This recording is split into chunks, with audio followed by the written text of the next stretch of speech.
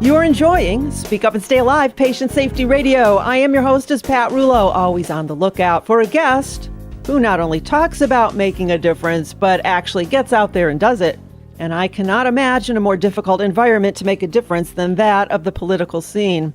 And so when I met today's guest, I knew I had to get him in here to share his expertise with us today, especially regarding smart meters. He is Matt Lynch. He represents the 76th Ohio House District, which includes most of Geauga and northern Portage counties. He is a practicing attorney and political conservative, and he is here today to help us understand the current state of affairs when it comes to smart meters in Ohio. So welcome to the studio, Matt. Hi, Pat. Great to be here. I met you this summer, and I don't know if you remember when I extended my hand to say hello to you. Do you know what your response was to me? I don't remember, actually. You said, Jerry the Germ. Oh, yes. I probably did. That's right. Was that a subtle way to say you didn't want to shake my hand? Well, you're supposed to tap elbows now or something. It's the new healthy way to meet, I guess. Absolutely. I thought that was awesome. So when you shake hands with all of your fans, do you think of Jerry the Germ? I do all the time. In fact, whenever I'm in Columbus, particularly because I'm shaking hands with politicians, and they have really dirty hands. I'm sure. I carry a pen sprayer in my pocket, and I spray my hands all the time.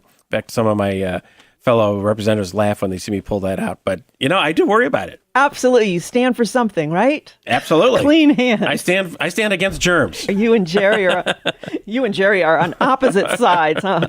But maybe you should meet his mom, Josephina Germophobia. Yeah, I'm not sure I want to meet her, actually. I'll have to introduce you. Oh, my gosh.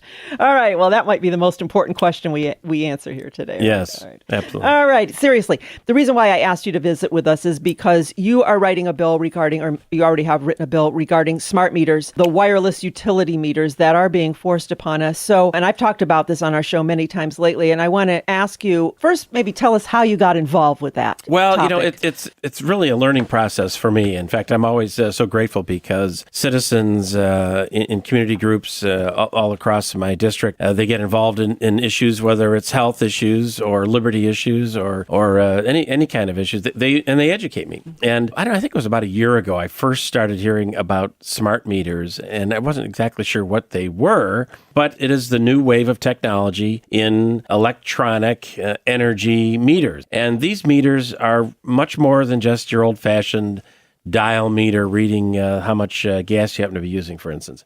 These are really small computers. And these computers will communicate with the utility company, as you might expect, but they'll also communicate with your household appliances. And they'll talk to each other. And because they're smart, don't you know, they will tell you when you're not so smart. They will tell you not only how much energy is being used, but how much energy you should use. If you go on the utility company's websites, they brag about how smart these meters are, and frankly, how much smarter they are than you as the homeowner. So it really creates a situation where they're going to be peering into your private life. I just had a new dishwasher installed, and I asked the installer about the computer in there. He said, oh, yes, there's a communication device in here. And of course, I directed the installer to take it out, and he thought I was a little crazy. It's built into the system that appliance and dishwasher is designed to communicate with these smart meters. It hasn't happened yet because I don't have a smart meter, and I'm not going to have a smart meter, and I may be washing my dishes by hand, but this is the wave of the future, to have all of your appliances communicate with the utility company. And of course, it's for your own good. Always be careful. The government is here and they're here to help. I'm going to grab this tape that I just gave you. It's called Take Back Your Power. When you just mentioned your dishwasher, the quote on the back from David Petraeus, the former director, was he the CIA? In an article, Wired, March 2012, he says, and there's a quote here, "We'll spy on you through your dishwasher." Yeah, I hadn't heard that. I remember when he made the quote about being able to know what's going on in your home through the appliances. So it's very real. It's not silliness. It's not paranoia, and it is coming. And in many other states, it's already arrived. In other states, they're already sending letters to people, and they say, "Gee, Pat, your utility usage is high compared to your neighbors, and you have good neighbors, but you're not such a good neighbor if you're going to be using so much energy. So you perhaps should dial it back." And the day will come when the letter will say, "We'll dial it back for you." Absolutely. There's no doubt about that. And data mining The state of California has already admitted, I read articles about it already, quotes about it, where they happily expose that, yes, we are selling your information to third parties. Hooray. So we're talking about the privacy side of it. Right. There's a whole other side. There's Yes, there many is. other sides. And my side, how I came into it, and it really doesn't matter how you get into this, you need to get into it, Absolutely. is the health side, because these devices are emitting radiation 24/7, despite the fact that they'll say that, oh, it only sends the signal once an hour, twice an hour. Not so. And of course, it's a two-way signal. So there may be a signal back and forth from a particular appliance in your home, as well as a signal back to the utility company. So there's a lot going on there in terms of communication. And you're right, there is a lot of evidence now that there are health risks associated with being exposed to the radiation that is involved in that wireless communication. Right. And to me, as a manufacturer, I think in any other industry, it's their job, the manufacturer's job, to say, yes, this is safe. It's not the consumer's job to prove that it is not safe. Well, that's exactly right. I mean, we have to make sure that the public's protected, that their liberty is protected and their health is protected. Right. And at the very least, we have to be able to say to the public, you don't have to do this if you don't want to. Right. And that's really what my smart meter bill is all about. Okay. It's simply making smart meters optional rather than mandatory. So let's talk about that. What exactly will your bill do for us? Has it been introduced? The bill on the House side has not been introduced. On the Senate side, a sister bill, a mirror bill, has been introduced by Senator Jordan. The smart meter bill in the House probably will be introduced next week and will be assigned, no doubt, to the Public Utilities Committee. And then we'll go through the committee process. And when that occurs, we will be looking for citizens and others, such as yourself, and we've talked about this before, to come to Columbus and tell the story of the dangers associated with smart meters, not only the dangers to liberty, but the dangers to health. All right. So on your bill, what does it do for us exactly? I should give a little history here, perhaps. When I first started to look at this, I contacted the Public Utilities Commission of Ohio. And I had the director come see me, and we had a very pleasant conversation about smart meters. And I expressed my concerns, and he assured me that I should not have these concerns. I'm sure he did. And further, that this was a good thing, that we would make the grid more efficient and smarter. And so we really wanted to promote the use of these meters. And currently, there really is no regulation around these meters. Now, partly in response to my concerns, and I think also in Senator Jordan's bill, the PUCO then came out with regulations earlier this year in which they sort of reached what they thought was a compromise, which was that they would actually charge people if they refused a smart meter. Initially a $60 charge, then later, we actually don't know how much the charge would be because it would be related to the added cost, the claimed added cost of not using a smart meter. And we should distinguish, perhaps, Pat, these so-called smart meters, which really are small computers, from the old remote meter reading device. Many folks have a small device on their meters that simply allows the meter reader to walk by or even drive by and pick up a signal that says, well, this is how much gas or electric is being used. That's a one-way communication. That's a very simple device. We might talk about if there are some health issues even related to that. But it's not invasion of your liberty. It's not communicating with your appliances. These smart meters are just a different animal altogether because they will give it a lot of information to the utility company. And of course, some would say, well, who cares if that information goes to the utility company? But if you don't believe that information ends up in a government computer someplace, then I have a bridge to sell you in Brooklyn. Yes.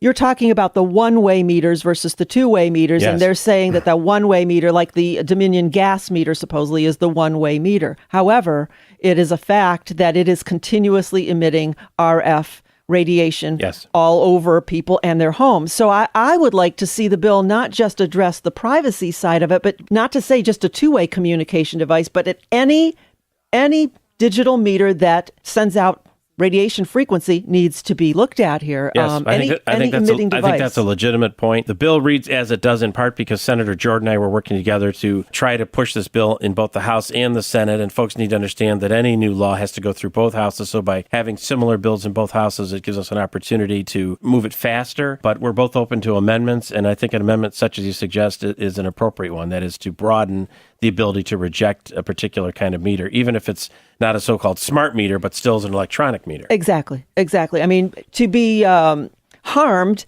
and then have to pay for it in an opt-out, I mean, that's almost extortion to say, you know what, we've got your power. Now, if you want it, you don't want it to hurt you, you have to pay for it. what world are we in? That's right. And as you know, there are those that are more sensitive to this kind of radiation than others. And so we want to recognize that. And if someone has a particular sensitivity, they should be able to escape the harm by opting out without any added burden and no added cost. And that's really interesting that you say that, because I was of the same belief that, oh yeah, there's like 3 to 5% of people are sensitive. In that movie, and it's very well documented, they did blood tests of people. They did lab tests, and they had 3 people standing next to a smart meter while it was emitting. 2 people didn't feel anything. 1 person was feeling some of the effects of it. But they did the blood analysis in all 3 of them, and it showed that all 3 reacted based on the lab work, that they were being affected by it. So some people may not feel it, but just because you don't feel it doesn't mean it's not harming you. That's right. Well, you and I were talking off the air earlier about microwaves. I remember, I think it was back in the 80s or the 90s, all the talk about how the Russians were using microwaves to attack, essentially, our embassies in Europe. Yes. So we know that this kind of radiation, it can be harmful. And while we might be focused on powerful radiation that's used as a weapon and so forth, that doesn't mean that a low-frequency level of radiation, particularly that's over a long period of time, when I think about my own home that has 2 wireless phones, actually 2 cell phones, but actually has 4 other phones that are all wireless. Right. We have whole house wireless internet. We have the microwave. We have an awful lot going on when you start to think about it. And I wish we could visualize what our homes look like in that context. If we could see a little yellow or red line or beam crossing the room every time there was an emission of a radio wave or a microwave, we'd be pretty scared, I think. I had someone come to my home with 3 different meters, and we did the low frequency, we did the dirty electricity, we did the Wi-Fi, the wireless. And let me tell you, everything in my house is unplugged because it was off the chart. Yeah, and here I am sitting working for years and years, just being bathed in all of this. And now you're going to, against my will, plop this thing, behind my bed out on the outside wall. Yeah, it's very interesting you say it, because my meter is also on the wall, just the opposite side of the headboard of my bed. Well, then you need to reconfigure your sleeping space. Well, I'm not getting a smart meter. Well, all right, so let's talk about that. How do we not get a smart meter? Because I've watched and read many horrible stories where people are having their power shut off. The attendants come and cut down chain link fences. So let's say right here in Ohio, I don't want the electric or the gas or the water smart meter. They come to my house, say, I don't want it.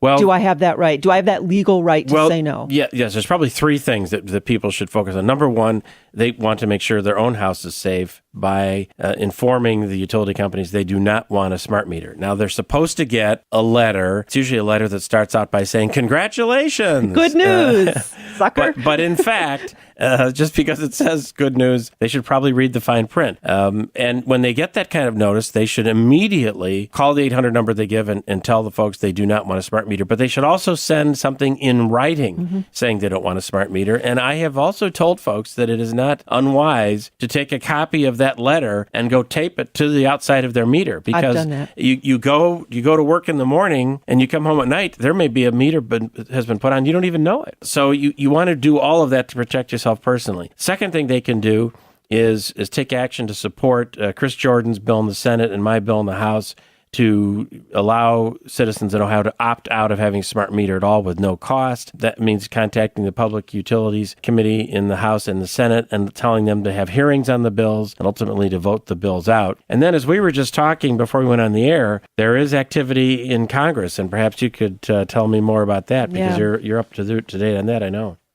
Right now, what did I just find out? The Smart Grid Advancement Act of 2013. Yeah, that would actually might just blow your and Jordan's bills right out of the water. We can pass this law in Ohio to protect our citizens, but if the feds override that with the federal legislation, then it won't make any difference. Right, I have it right here. July 11th, 2013, Mr. McNerney and Mr. Cartwright introduced the following bill.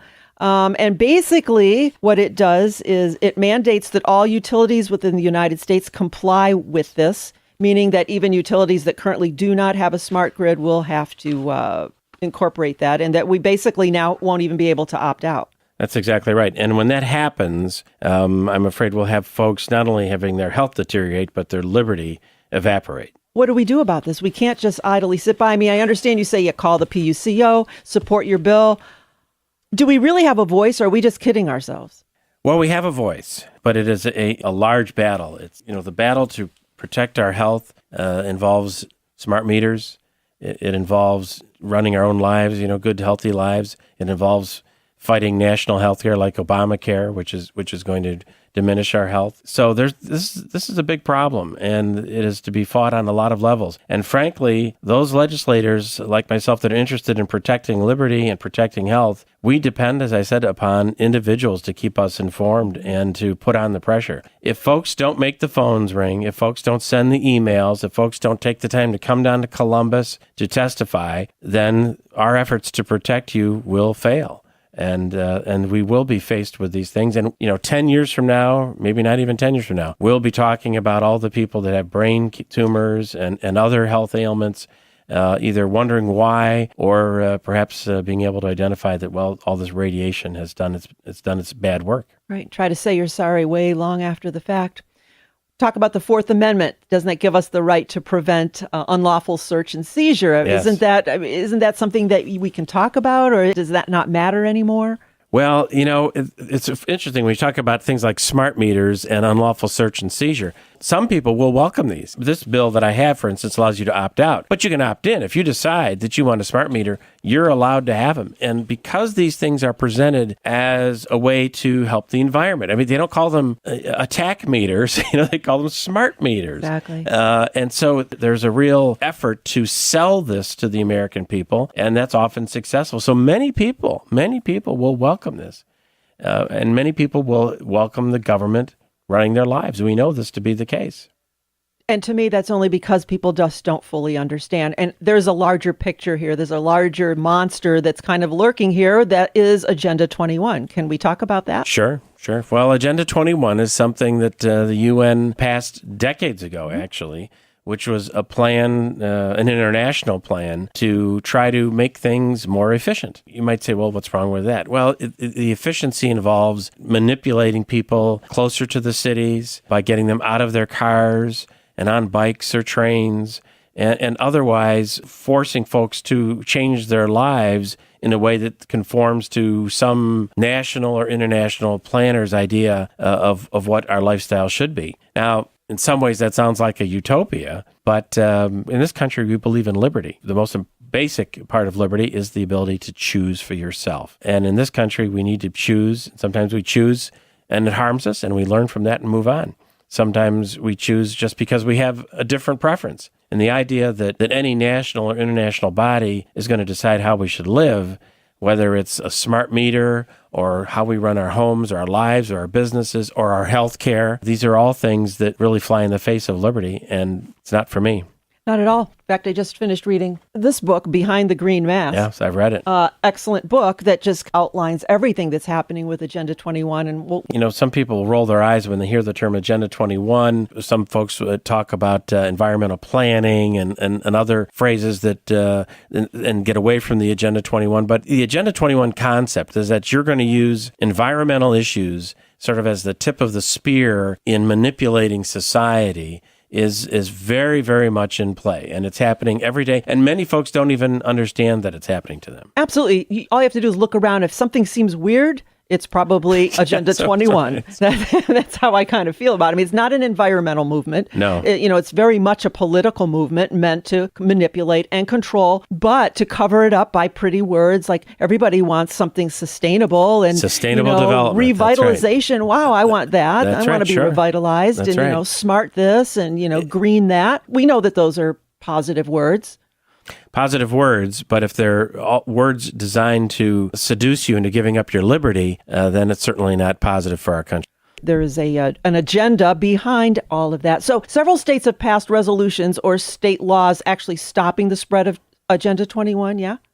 Well, there have been some states that have tried to pass those kinds of resolutions, and we've looked at that in Ohio as well. I've looked at a number of so-called anti-Agenda 21 bills and resolutions. The problem with it is that it's not so clearly identifiable. The smart meters do not come with an Agenda 21 approval sticker on it. You know, so you can't pass a law that says don't do anything that implements Agenda 21 because it's so imprecise. So when you begin to try to get your hands around that, it really creates difficulty as a legislator trying to pass a bill. Now, I can do something about smart meters because it's specific. Part of the Agenda 21 Sustainable Development movement is this move to alternative transportation, bicycles, for instance. Right. And you see millions and millions and millions of dollars being spent on bike paths all over and no Northeast one on them. Ohio. That's right. I remember when they talked about the first bike path out towards the Chagrin Valley, they argued that it was going to be safer for people on bicycles. Would prevent horrible accidents. And so I inquired as to how many horrible accidents there had been. Well, there hadn't been one in 10 years. So I don't know how many you get fewer than zero.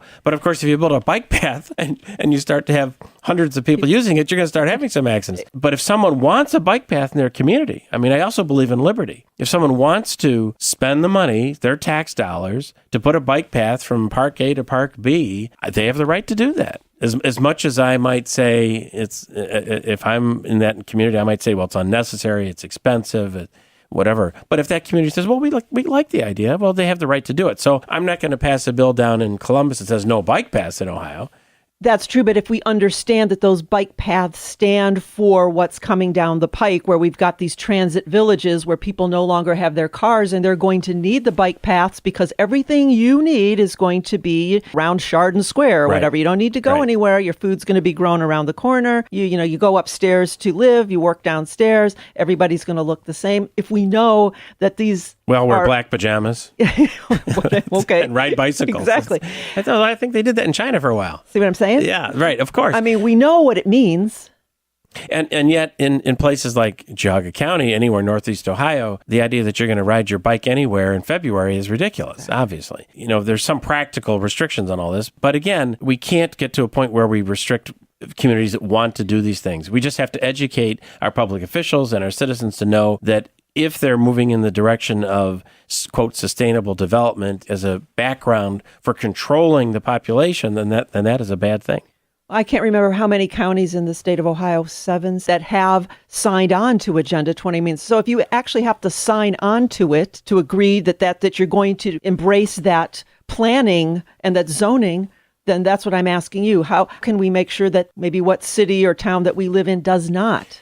Well, I was a township trustee, and we had our meetings every 2 weeks. And if we had 10 people show up at a meeting, that would be a big deal. People do have to be engaged. They have to understand these issues, and then they have to go to their town hall meetings, which is actually the most direct place to have influence. But certainly they have to engage their legislators in Columbus and in Washington and be wary of these things. If it sounds too good, it probably is. All right, we can fuss with this all day and go round and round. So our listeners are listening right now. What can they do to help you? What is the protocol? Absolutely. They can contact my office. The best thing to do is really go to the Ohio House of Representatives website, or then you can click on my name and you can get direct contact by email or phone to my office in Columbus. Similarly, Senator Jordan's office in the Ohio Senate. If you ask, we will put you on a list to inform you when these bills are coming up for hearings. And then you can attend the hearing. And we've had people come to hearings, wearing T-shirts or holding signs or whatever to make sure that the presence in support or in opposition of an issue is known. And so you don't actually have to come necessarily and get up and testify, although, Pat, you told me you would. I will. But others may just want to come and support you while you do that. So all of that is very helpful and needed if we're going to get this out of committee and onto the floor and in law in Ohio. All right. Matt Lynch, everyone. Call him, email him, sit on his back porch. We need to make it. Don't do that. No, don't do that. Because I have 2 dogs, and my wife is armed. Oh, no. Matt, thank you for spending the time to help us sort through this crazy topic. It's great to be here. Thank you.